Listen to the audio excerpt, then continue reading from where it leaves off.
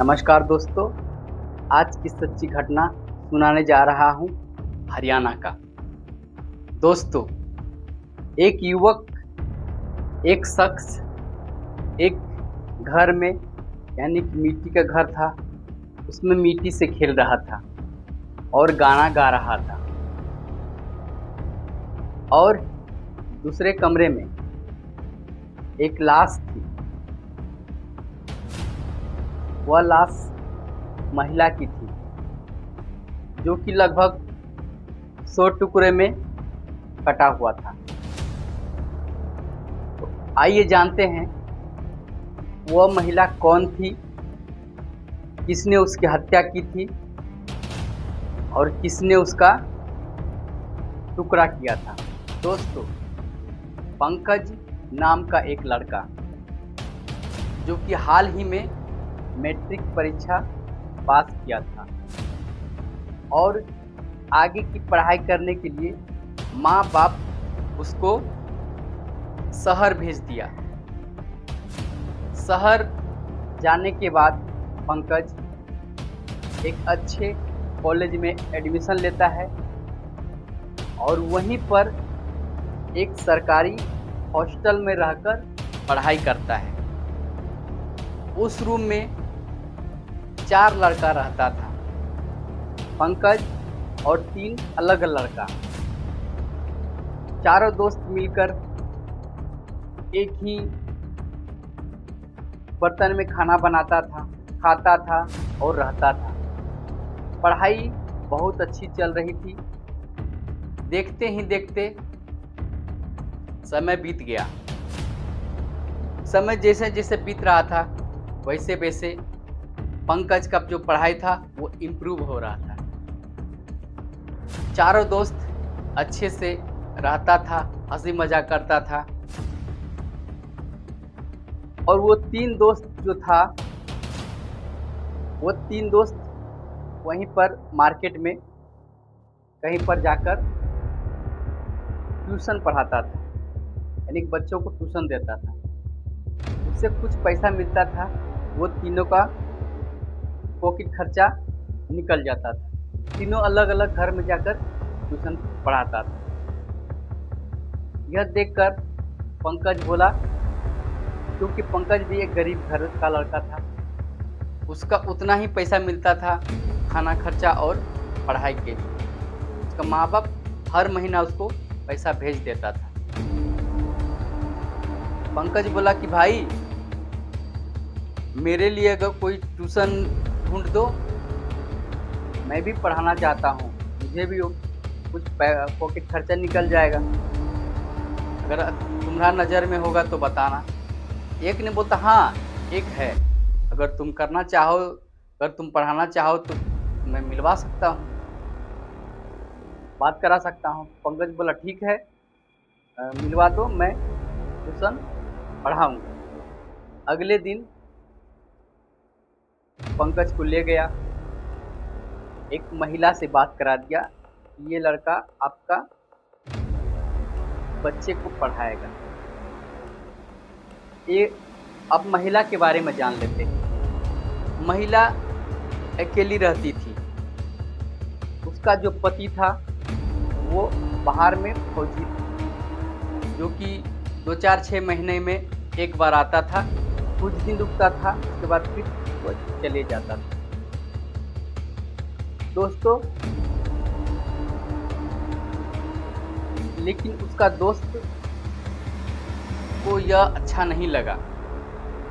बाहर आने के बाद बोलता है, पंकज तुम यहाँ मत पढ़ाओ, मुझे यहाँ कुछ ठीक नहीं लग रहा है। बोला क्यों, क्या बात है, मुझे तो अच्छा लगा। लग नहीं नहीं, यहाँ तुम मत पढ़ाओ, तुमको किसी और जगह ढूंढ देंगे, तुम वहाँ पर पढ़ाना, ट्यूशन करना, वहाँ तुमको अच्छा पैसे भी मिलेगा।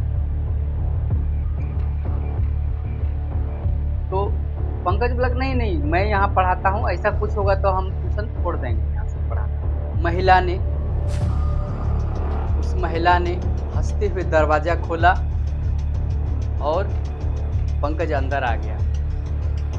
पंकज अंदर आया तो देखा कि उस महिला का एक बेटा और उस महिला का एक बेटा और एक बेटी थी, जो कि वहाँ पहले से पढ़ाई स्टडी टेबल पर बैठा था। वहाँ पर जाकर पंकज पढ़ाने लगा। पढ़ाई को देखकर महिला बहुत खुश हो गई। आप तो बहुत अच्छे पढ़ाते हैं, अगर आप इसी तरह से पढ़ाते रहें तो आपका जो ट्यूशन फीस है हम डबल कर देंगे। पंकज मन ही मन खुश हुआ और अच्छे से पढ़ाने लगा। महिला ने उसके पंकज के लिए चाय नाश्ता का इंतजाम किया और उसको दे दिया। चाय नाश्ता करने के बाद ट्यूशन खत्म हुआ, पंकज आ गया। उसका दोस्त पूछता है, क्या हुआ पंकज, कैसा रहा पहला दिन? लोग अच्छा है, उसमें तुम जो सोच रहे हो वैसा कुछ बात नहीं है। ठीक है, तो ठीक है, देख लेना, अगर कोई दिक्कत हो तो बाबू वहाँ से ट्यूशन छोड़ देना, बहुत सारे ट्यूशन मिलेगा तुमको पढ़ाने के लिए, तुम वहाँ पर जाके पढ़ा देना, कोई दिक्कत नहीं है। बोला ठीक है, कोई बात नहीं। तो इसी तरह ट्यूशन पढ़ाते रहा। ट्यूशन पढ़ाने के दरमियान वो महिला जो थी, कभी चाय, कभी नाश्ता, कभी पैसे, कुछ न कुछ उसको देते रहता था। यह सब देखकर धीरे धीरे पंकज और उस महिला की जो नज़दीकियां हैं काफ़ी बढ़ गया और दोनों में धीरे धीरे प्यार हो गया, इश्क हो गया। दोस्तों,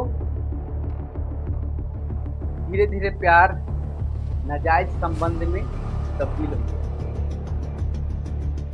और यह सिलसिला काफी दिन तक चलता रहा। पंकज जो था अब हॉस्टल में बहुत कम आता था, ज़्यादातर उस महिला के घर में ही रुकता था। यह सब देखकर दोस्त बोला कि दोस्त, तुम बर्बाद हो जाओगे, यह सब छोड़ दो। तुम एक गरीब परिवार से हो, तुम्हारा जो माँ बाप है उनको बहुत आशा के साथ शहर भेजा है पढ़ने के लिए। उस आशा को, माँ बाप का आशा को मत तोड़ो। तुमको कुछ जीवन में, कुछ लाइफ में आगे बढ़ना है, तुमको अच्छे से पढ़ाई करना चाहिए। ये सब में कुछ नहीं रखा है, ये सिर्फ 4 दिन की चांदनी है, फिर अंधेरी रात होने वाली है। लेकिन पंकज दोस्त पर भी कुछ गुस्सा हो गया। कहा जाता है ना,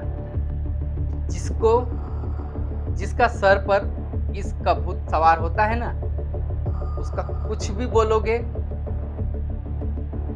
वो उस बात को और आगे बढ़ा देगा, यानी कि आपसे झगड़ा कर लेगा, आपसे रिश्ता नाता तोड़ लेगा। वो इतना सा भी खिलाफ नहीं सुन पाएगा। बोला बस अब क्या था, पंकज ने हॉस्टल ही छोड़ दिया। अब वो वहीं रहने लगा, महिला के घर में ही रहने लगा। महिला का पति कभी कभी आता था छुट्टी में, उसके बाद फिर चले जाता था। तो उसके बाद ये सिलसिला चलता रहा पढ़ाई में। वहाँ पर जो पंकज एडमिशन लिया था ISC में, 2 बार फेल कर चुका था। 2 बार फेल करने के बाद इस बात का माँ बाप को पता चला कि बेटा 2 बार फेल कर चुका है। तो माँ बाप बोलता है, पंकज तुम घर आ जाओ, अब तुमको हम नहीं पढ़ा पाएंगे, तुम घर आ जाओ। फिर क्या था, पंकज गुस्से में घर आ गया। घर आने के बाद माँ अकेली थी, तो खाना दिया। खाना खाने के बाद दूसरे दिन बहन जो थी और उसका जो छोटा भाई था, वो दोनों गांव के ही स्कूल में पढ़ा करते थे, क्योंकि पढ़ाई के लिए वो दोनों चला गया। पिताजी काम करने के लिए खेत चले गए, माँ घर में अकेली थी। माँ बड़े ही प्यार से बेटा को समझा रहा था, यानी कि पंकज को समझा रहा था, बेटा ये सब गलत है, क्योंकि माँ को सारी बात पता चल चुकी थी, क्योंकि गांव के ही वो एक लड़का उसको सारी बात बता दिया था। फिर आ गया पंकज, गुस्सा में तमतमाते हुए पहले तो समझाया, पर चुप रहा, कुछ नहीं बोला। जब बात को जब आगे बढ़ने लगी, दोनों में बहस छिड़ गया। बहस छिड़ने के बाद पास में एक कुदाल उठाया और माँ को काट दिया, सर धर से अलग कर दिया।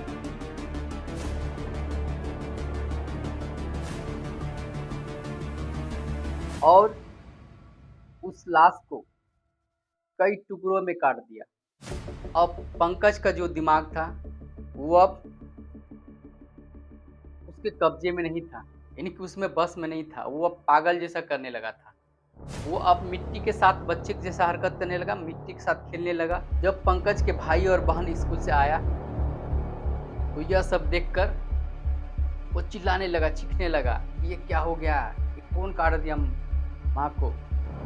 ये सब देखते हुए भागा। भाई को जब देखा हाथ में कुदाल तो भागा।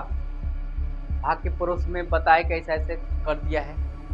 पड़ोस के लोगों ने पुलिस को फ़ोन किया, पुलिस आया तो पुलिस पर भी हमला करने लगा पंकज,